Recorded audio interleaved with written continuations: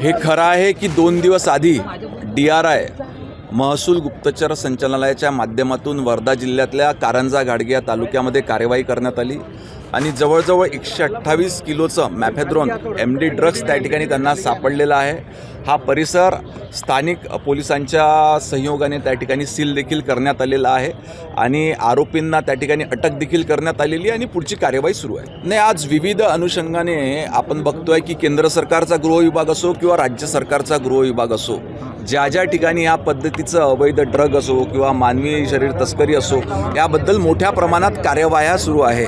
या संदर्भातली माहिती जे संपूर्ण देशभरात मोठं रॅकेट ड्रग्सच्या संदर्भात चालतं, त्या अनुषंगानं केंद्रीय गुप्तचर महसूल संचालनालय हे देखील सक्रिय होतं। त्यांना काही इनपुट्स मिळाले होते, त्या अनुषंगाने त्यांनी त्या ठिकाणी कार्यवाही केलेली आहे आणि ह्या कार्यवाहीला राज्य सरकार आणि त्याचबरोबर जिल्हा पोलीस प्रशासन संपूर्ण सहकार्य करत आहे। ह्या संदर्भातली अधिक माहिती घेण्याकरता मी स्वतः आता दुपारनंतर वर्धाला त्या ठिकाणी जातो आहे आणि पूर्ण माहिती प्रकरणाची घेतो आहे।